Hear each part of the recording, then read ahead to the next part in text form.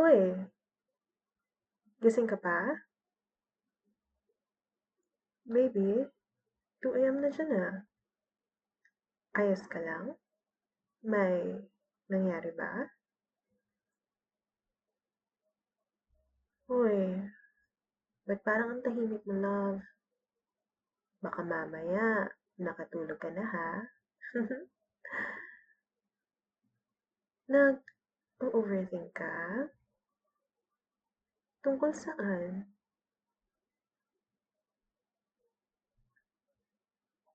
Love, alam mo naman na pwede mo akong sabihan. Kahit ano pa man yan, nandito lang naman ako eh.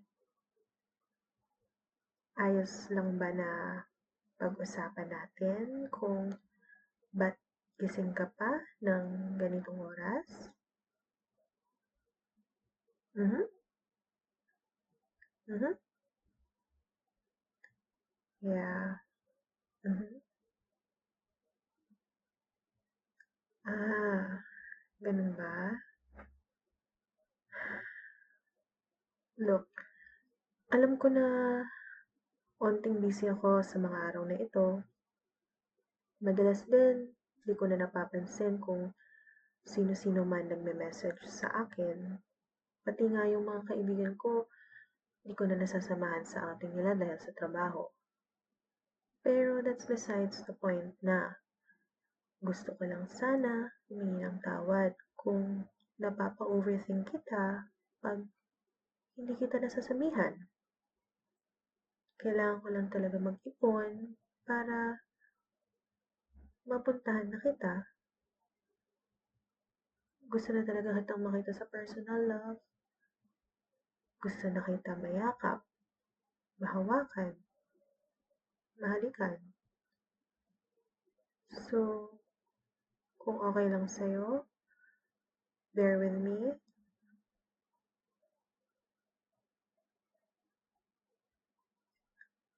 Ang bait naman ng love ko. Nagpo pa. Cute mo talaga. Alam kong hindi kita makakatabi ngayon kasi malayo-layo pa nga tayo sa isa't isa. Pero, I was wondering, pwedeng may gawin ka para sa akin? Kunin mo muna yung unan mo.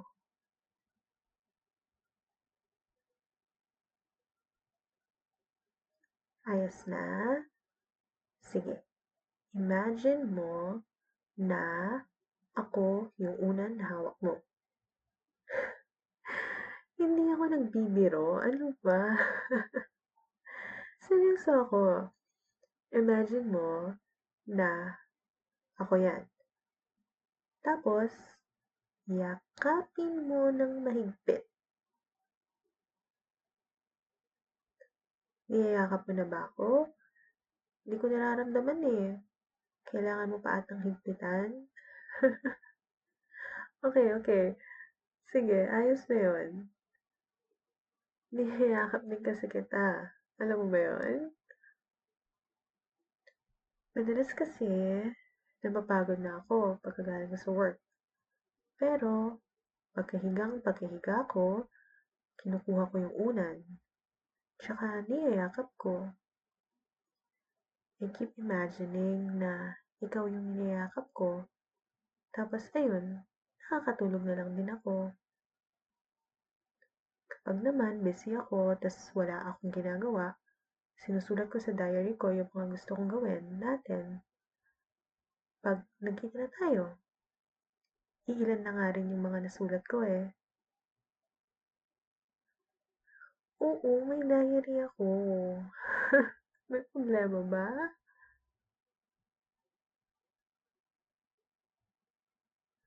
Kala mo di kita naririnig na tumatawa ah. Sige lang, tawa ka lang dyan, mahal.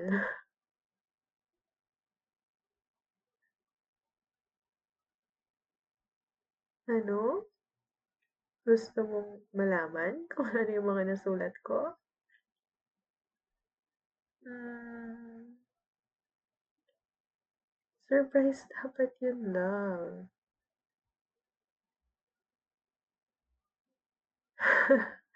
Ay naku, sige na nga. Ang cute mo kapag nagtatampo ka. Kunin ko lang yung diary ko.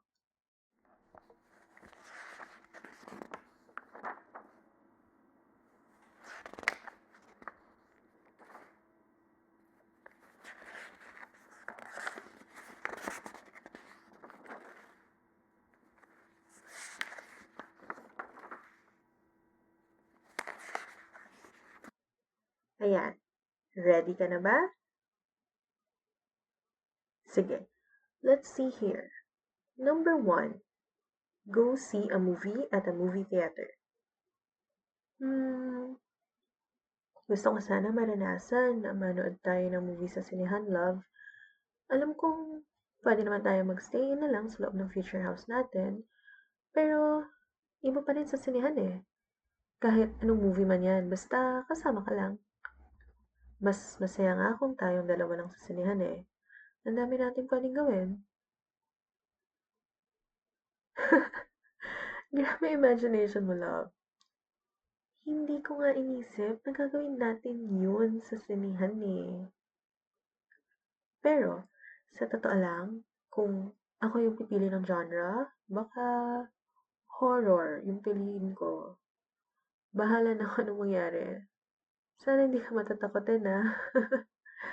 Let's see kung ano pa meron dito. Number 2. Trying out ice skating.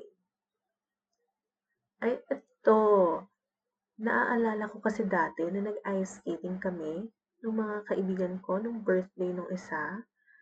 Nandoon kami sa Mall of Asia. Tapos bigla ko nalang nakita yung dalawang kaibigan ko na naglalandian. Si Steph, pati si Alex. Naalala mo ba yung kwento na yon? Yung bigla na lang sila nadulas sa gitna ng rink habang naghahalikan sila.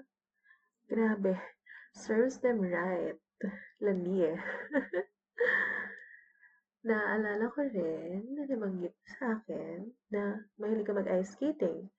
So, gusto ko rin maranasan na masamahan ka. Hahawakan at hahalikan ko mga kamay mo kapag nilalamig ka na. Basta, ikaw sasalap pag nadalas ako, ha? Okay, good. Number 3. Go shopping together. Alam ko na kakasabi ko lang na nag-iipon pa ako para makapunta ako dyan sa'yo. Pero gusto talaga kita ma-spoil, mahal. Bago mo ako sabihan na hindi naman kita kailangan i-spoil, gusto kita i-spoil sa lahat ng ginagawa mo sa akin. Sa pasensya na binibigay mo, sa walang katapusan na pagmamahal mo. Pati na rin sa ngiti mo na yan kahit paulit-ulit mo pa akong sabihan na hindi naman kaakit-akit yun ang iisa sa maraming dahilan kung ba't mahal na mahal kita. Sa lahat ng iyon, mahal, you deserve to be spoiled. Oo, kahit hindi ko nakikita mukha mo, alam kong nakangiti ka ngayon. Mhm. Wala kang choice ha, kung ano-anong damit, sapatos, at kung ano man ang bibilin ko para sa'yo. Hmm, ano pa nga ba nandito? Ah, number 4. Have a picnic at the park. Simple pero hindi lang picnic iniisip ko rito sa totoo lang. Gusto ko rin sana na maglakad-lakad tayo para makita natin yung mga halaman, bulaklak. Naaalala ko na mahilig ka sa mga bulaklak eh. Tuwing sinasendan mo ako ng picture ng bulaklak tapos sinasabihan mo ako na naiisipan mong ibigay sa akin pag nagkita na tayo. Mahal, ang cute mo talaga kahit kailan. Someday, bibigyan din kita ng favorite mo na bulaklak. Hmm? Ano kaya pwedeng nating ihanda sa picnic, no? Ipagluto kaya kita ng spaghetti. Promise, hindi ko hayang masunog yung sauce this time.